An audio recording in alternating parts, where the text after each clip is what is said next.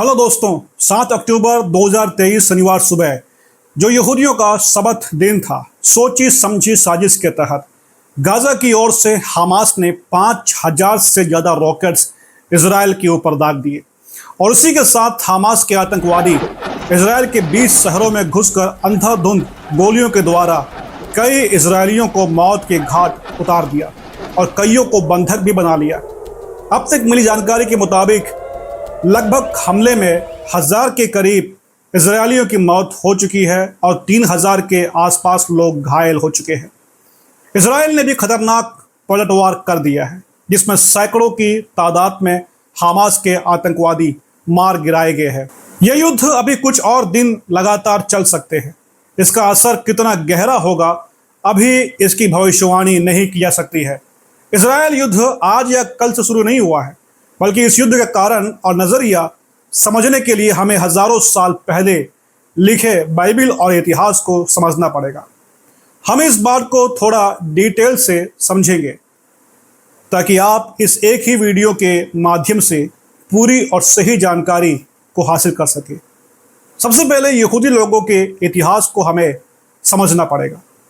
Israel ने 4,000 साल पहले ईश्वर से अपने ज़मीन को वायदे में प्राप्त किया था, इसलिए इजराइल अपने देश को प्रॉमिस लैंड भी कहते हैं, अर्थात वायदे का देश। इजराइल की शुरुआत अब्राहम और उसके बेटे इसहाक और इसहाक के बेटे याकूब के जरिए से होता है। इजराइल 12 गोत्रों से मिलकर बना एक देश है। यहूदी अपने ज़मीन को प्राप्त करने के पहले मिस्र के देश में गुलाम थे। इस दरमियान मिस्र के फिरौन ने कनान के पूरे इलाके पर अपना दबदबा बना लिया था। बाद में जब मूसा के नेतृत्व में इजराइल मिस्र को हराकर बाहर निकलता है, तब कनान के पूरे इलाके में ये बात फैल जाती है कि किस प्रकार से ईश्वर ने मिस्र में 10 विपत्तियों को भेजा और किस प्रकार से लाल समुद्र को 2 भाग करके इजराइल को मिस्र के चंगुल से आज़ाद किया। कनान के लोग अब ये समझ चुके थे कि यह युद्ध इंसान और इंसान के बीच नहीं रह गया है, बल्कि इजराइल के साथ ईश्वर खड़ा है, जिसे हराना मुश्किल है। धीमे धीमे इजराइल ने इन्हीं कनान के बाशिंदों को हराकर अपने वायदे की ज़मीन को उनसे प्राप्त कर लिया। बाइबल कहता है कि इन कनानियों में कुछ समूह दानव के आकार के थे और इनको हरा पाना बिना ईश्वर के नामुमकिन था। इस्राएल के राजा दाऊद के बारे में कौन नहीं जानता है। दाऊद राजा ने फलिस्तियों और मोआबियों से युद्ध करके उनको अपने अधीन कर लिया। वह इजराइल की सीमा का विस्तार भी कर लिया था। इजराइल की सबसे बड़ी गलती यह थी कि ईश्वर से सीधे मदद को प्राप्त करने के बाद भी वे अपने ईश्वर के साथ वफादार नहीं रहे, बल्कि दूसरे मूर्तियों की पूजा करने लगे और आकाश के ज्योतियों की भी पूजा करने लगे। इस कारण इस्राएल के राजा सुलेमान के बेटे रहब्याम के दिनों में इस्राएल 2 भागों में बट गया था, जिसके एक भाग को 720 बीसी में असीरिया के राजा ने कब्जा कर लिया था। लेकिन नहले पर दहला जैसा बोलते हैं, वैसे ही 626 बीसी को बाबिलोन के महान सम्राट नबूकदनेस्सर ने असीरिया को अपने कब्जे में कर लिया और धीरे धीरे इस्राएल के दूसरे भाग को भी 586 बीसी में कब्जा कर इस्राएल के पवित्र नगर यरूशलेम को और इस्राएल के मंदिर को जलाकर राख कर दिया। इस घटना के बाद जब पारस के राजा खोरेस ने 539 बीसी में बाबिलोन पर कब्जा किया, तब इजराइल को बहुत हद तक छूट मिला और उन्होंने अपने नगर यरूशलेम को फिर बसाया और मंदिर का पुनर्निर्माण भी किया। इस घटना के बाद इस्राएल के ज़मीन पर मिली जुली नस्ल अशूर, बाबेल, मादी और पारसी लोग रहने लगे थे। लेकिन उसके बाद भी इस्राएल के लोग पूरी तरह से अपने देश से निकाले नहीं गए थे। वे सिर्फ गुलामी के अंदाज में जीवन जी रहे थे। अब इजराइल को एक स्वतंत्र देश नहीं कहा जा सकता था। ग्रीक के राजा अलेक्जेंडर महान ने जब पारसियों को हराया, तब इजराइल की ज़मीन उनके कब्जे में आ जाती है। इजराइल के लोगों ने अलेक्जेंडर का स्वागत किया, क्योंकि जब लड़कर हराया नहीं जा सकता था तो शांति के साथ अधीनता को स्वीकार करना यहूदियों को बुद्धिमानी लगा, जिससे इजरायलियों को अलेक्जेंडर ने कुछ खास स्थान दिया, जैसे कि वे आज़ादी के साथ अपने धर्म का पालन कर सकते थे और करों से भी आज़ाद थे। अब तक इजराइल की ज़मीन पर कई धर्म और रिवाज के साथ लोगों का संगम बन चुका था, जहां पर अलेक्जेंडर ने ग्रीक भाषा और रिवाज को बुलंद कर दिया। रोमन सम्राट वेस्पाशियन के पुत्र टाइटस के नेतृत्व में इजराइल के कई भागों से युद्ध किया। इसी दरमियान 70 ईस्वी में यरूशलेम और मंदिर को ध्वस्त कर दिया जाता है। इस महायुद्ध में करीब 11 लाख इजरायली मारे गए थे। अंततः रोमन सम्राट हाड्रियन ने 130 ईस्वी को यरूशलेम में से सभी यहूदियों को निकाल भगाने का हुक्म पारित किया, जिसके कारण यहूदी लोगों ने अपने नेता बार कोबा को आने वाला अपना मसीहा समझकर उसके नेतृत्व में रोम से विद्रोह कर दिया था।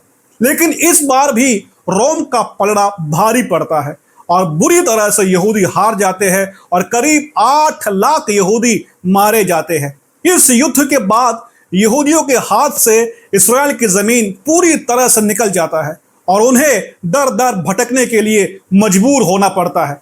धीमे धीमे रोमन साम्राज्य मसीही धर्म को कबूल करता है और उस नए साम्राज्य के नेतृत्व में यहूदियों के ऊपर उपद्रव शुरू होता है, क्योंकि ईसाई यह मानते थे कि प्रभु यीशु मसीह को यहूदियों ने ही पकड़वा कर मरवा दिया था।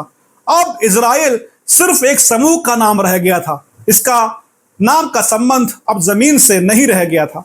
जमीन का पूरा कब्जा अब बैजेंटाइन अर्थात नए ईसाई साम्राज्य के राजा कॉन्स्टेंटाइन के हाथ में आ गया था। इसी समय यरूशलेम और इजराइल के जमीन पर बड़े बड़े गिरजाघरों का निर्माण किया गया।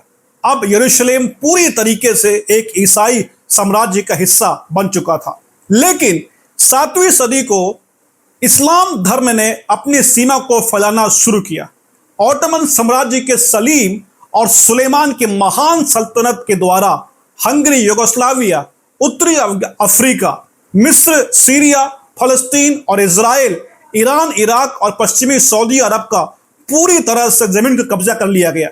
लाखों की संख्या में यहूदी और ईसाई मारे गए।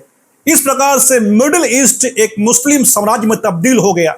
यरूशलेम पर मुस्लिमों का पूरा कब्जा हो चुका था। मुस्लिम खलीफा अब्दुल मलिक ने यरूशलेम में अल अक्सा मस्जिद की शुरुआत की थी, जिसका विकास ऑटोमन सल्तनत के समय तक होता रहा। आज यही मस्जिद यहूदी और मुसलमानों के बीच एक बड़े विवाद का विषय बना हुआ है। यरूशलेम और फलस्तीन पर ऑटोमन के कब्जा प्रथम विश्व युद्ध तक बना रहा। यहूदियों ने इस बीच फ्रांस और रूस में बड़ी मात्रा में डेरा किया, लेकिन एंटी ज़ायोनिज्म के शिकार बने, जिसमें उन्हें यीशु मसीह के पकड़वाने के नाम के कारण लोगों के गुस्से का शिकार बनना पड़ा। पूर्वी यूरोप में और रूस में यहूदियों पर भारी मात्रा में प्रताड़ना शुरू हो चुका था। इन प्रताड़नाओं के चलते ज़ायोनिज्म अर्थात यहूदियों को अपने सरजमीन वापस आने की इच्छा होने लगी। 1882 के पहले फलस्तीन में ऑटोमन के अधिकार में 4 लाख मुस्लिम थे और 43,000 ईसाई और सिर्फ 15,000 यहूदी रह रहे थे। लेकिन ऑटोमन के टैक्स और जमीन के पट्टों की अनिवार्यता के कारण मुसलमानों और ईसाइयों ने अपने जमीन को बेचना शुरू कर दिया, जिसे रूस और पूर्वी यूरोप से पलायन कर आए यहूदियों ने खरीदना शुरू कर दिया था। 1908 तक ज़ायोनिस्ट यहूदी ने 67,50,000 एकड़ फलस्तीन की जमीन का कुल 1 लाख एकड़ जमीन खरीद लिया था। प्रथम विश्व युद्ध की शुरुआत तक यहूदियों की संख्या 15,000 से बढ़कर 70,000 के पास पहुंच चुकी थी। जो नए यहूदी वहां पहुंचे थे, उनके मन पूरी तरह अपना एक अलग राष्ट्र बनाने का सपना सवार था। इस कारण उनका वहां पर से पहले से ही मौजूद जनसंख्या के साथ सही रिश्ता बन नहीं पा रहा था। हालांकि वहां पर पहले से ही रह रहे ऑटोमन सल्तनत के यहूदियों के साथ मुस्लिमों का अच्छा रिश्ता था, पर उनके मंसूबों को भांप लेने के बाद मुस्लिम भाइयों में तनाव बढ़ने लगा। धीमे धीमे ब्रिटेन और रूस ने इस इलाके में अपने पैर पसारने शुरू किए और वहां के लोगों को पहले से ही कमजोर सरकार ऑटोमन के खिलाफ भड़काने लगी और अरब के लोगों को अपना खुद का जमीन स्वतंत्र राज्य बनने के लिए प्रदान करेंगी, ऐसा बोलकर ब्रिटेन ने अपने साथी देशों के साथ ऑटोमन को हराकर फलस्तीन जमीन से उन्हें आज की तुर्की में खदेड़ कर सीमित कर दिया। इसके बीच ब्रिटेन ने यहूदियों से 1917 में बल्फोर डिक्लेरेशन के माध्यम से वायदा किया था कि वो यहूदियों को अपना स्वतंत्र देश बसाने के लिए फलस्तीन की जमीन देंगे। लेकिन ब्रिटेन जीत के बाद यहूदियों से आनाकानी करने लगा। इस आनाकानी के पीछे का कारण अरब समूह से इजराइल देश न बनने देने का दबाव था। सन 1919 में द किंग क्रेन कमीशन, जो कि एक अमेरिकन डेलीगेशन था, उसमें यह बताया गया कि फलस्तीन के 90% लोग ये नहीं चाहते कि इजराइल को खुद का देश बनने दिया जाए। इसलिए अगर बलफोर घोषणा को लागू करना होगा तो बलपूर्वक सैन्य सहायता के माध्यम से ही ऐसा किया जा सकता है। लेकिन फिर भी ब्रिटेन इस बात पर समर्थन करता रहा कि यहूदियों को फलस्तीन जमीन मिलनी ही चाहिए। आखिर में अरब समाज से अपनी स्वतंत्रता की मांग के बीच में ब्रिटेन अपने संगी देशों के साथ मिलकर पील कमीशन बनाते हैं, जिसमें यह बताया गया कि फलस्तीन का 80% जमीन अरब को और 20% यहूदियों को उनका देश बनने के लिए मिलेगा। लेकिन इस घटना के बाद अरब समूह की ओर से काफी विरोध दिखाया गया, जिसमें काफी जान माल का नुकसान होता है। इसी दरमियान दूसरा विश्व युद्ध भी शुरू हो रहा होता है, जिसके चलते इस बीच हिटलर के नेतृत्व में नाजी सरकार ने यहूदियों के ऊपर काफी जुल्म ढाए, जिसे हॉलोकॉस्ट के नाम से बताया जाता है, जिसमें लगभग 60 लाख यहूदी मारे गए थे। इस दरमियान काफी यहूदी बड़ी मात्रा में ब्रिटेन अधीन फलस्तीन में अपनी जान बचाने के लिए पलायन करते रहे। यहूदी अब तक ये समझ चुके थे कि अगर उन्हें जिंदा रहना है तो उन्हें उनके जमीन पर वापस लौटना पड़ेगा। इसके अलावा उनके पास और कोई चारा नहीं रह गया था। दूसरे विश्व युद्ध की समाप्ति के बाद ब्रिटेन इकोनॉमिकली ध्वस्त हो चुका था, इसलिए अब वो यहूदियों के बजाय अरब समूह की बात मानने को बाध्य होता जा रहा था, क्योंकि जनसंख्या अरब समूह की ज्यादा थी। 1946 तक फलस्तीन में 13 लाख अरबी लोग और 6 लाख यहूदी और 30,000 अन्य जनसंख्या रहने लगी। तनाव काफी खतरनाक रुख लेता जा रहा था। अब ब्रिटेन को अरब और यहूदियों के बीच से निकलने के अलावा और कोई मार्ग दिखाई नहीं पड़ रहा था। ब्रिटेन ने इस मामले को 1947 को यूएनओ के नेतृत्व में सौंपकर बाहर निकल गए।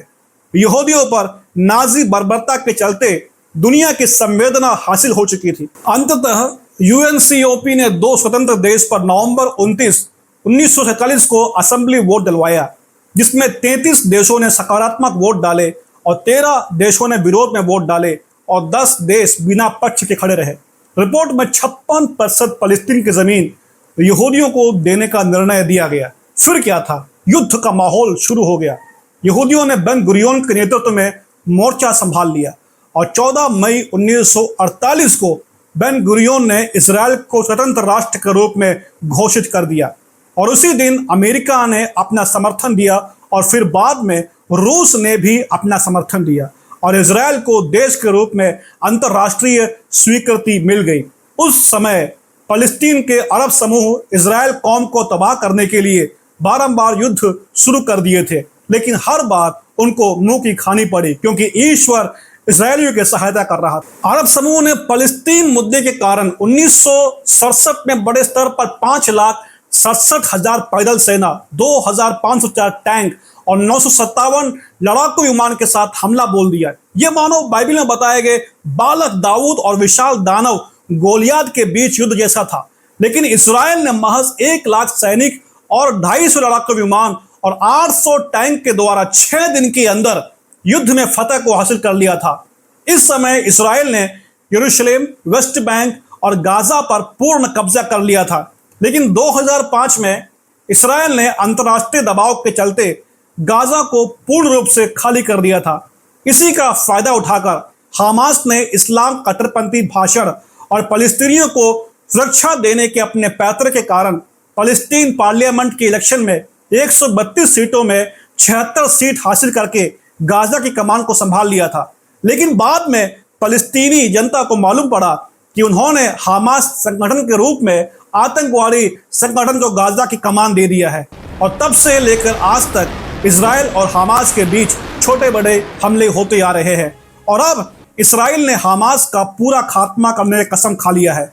अब ये हमला एक बड़े युद्ध के स्तर पर प्रवेश कर चुका है और ऐसा अनुमान लगाया जा सकता है कि और भी देश इस युद्ध में कूद सकते हैं और अगर ऐसा हुआ, डर है कि तीसरा विश्व युद्ध का माहौल बन सकता है, क्योंकि देश इस युद्ध के चलते दो पक्षों में बढ़ते दिखाई पड़ रहे हैं। Bharat America, Britain, France, Japan, Germany Israel के साथ है और Iran, Pakistan, Iraq, Qatar, Lebanon, Syria, Jordan आदि हमास के साथ दिखाई पड़ रहे हैं। और भी कई देश इस युद्ध में एक दूसरे का समर्थन करने को कूद सकते हैं। अमेरिका ने तो अपनी युद्धपोत जहाज को इजराइल की मदद के लिए तलब कर दिया है और सैनिक मदद भी देने के पक्ष में है। इसराइल में योम किपुर 1973 को हुए आतंकवादी हमले में इस हमले के द्वारा बड़ा नुकसान बताया जा रहा है। इस युद्ध में अमेरिकी, फ्रांस और कई देशों के नागरिक भी हमास के द्वारा मारे गए हैं। इसराइल के 130 सैनिक मारे गए हैं। इसलिए इसराइल अब हमास को खत्म करके गाजा की कमान स्वयं ले लेगा। अब हम सिर्फ दुआ कर सकते हैं कि ईश्वर सब कुछ सही से करे और उसकी मर्जी वो पूरी करे। परमेश्वर इजराइल के साथ रहे, भारत इजराइल के साथ है। आइए हम दुआ करें कि हमारे विश्व में शांति बेहद जल्दी कायम होने पाए और मासूमों की जान को परमेश्वर बचाने पाए। प्रभु आप सभी को आशीर्वाद करे। उम्मीद करता हूं कि वीडियो आपको अच्छा लगा होगा और अगर आपको अच्छा लगा है शेयर करिए, लाइक करिए, कमेंट करिए। मिलते हैं अगले वीडियो में, तब तक के लिए जय मसीह की।